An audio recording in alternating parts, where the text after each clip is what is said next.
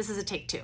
I am going to attempt to answer the question about how do I know if my child has low tone?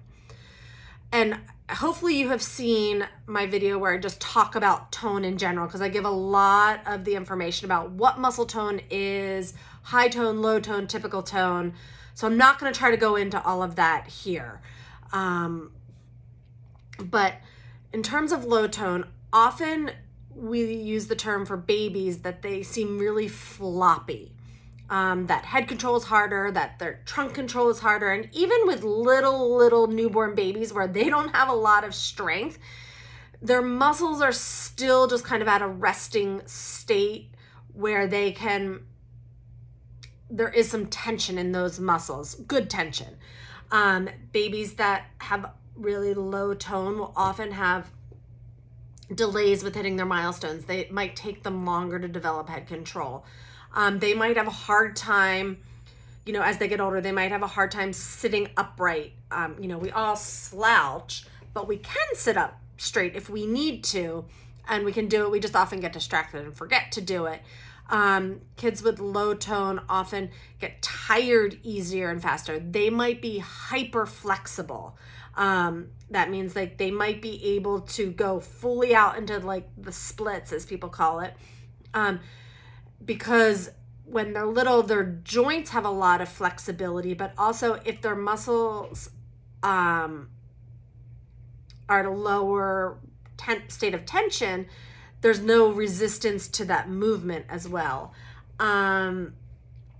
They could appear weaker. So they have a harder time doing things that maybe another child is doing. So for instance, monkey bars or carrying heavier things. They might complain of being tired with their backpack, or you often see them sink into any support that they have. I often use the analogy of sitting down into the couch on a Friday afternoon, but kids with low tone, whenever they get that chance, they're going to be leaning on something or sinking into it. If they could just mold their body to the support, they would. So those are some things that you can do. If you have concerns, I would definitely ask your pediatrician. They're going to be a resource for you to help with that. But what can you do?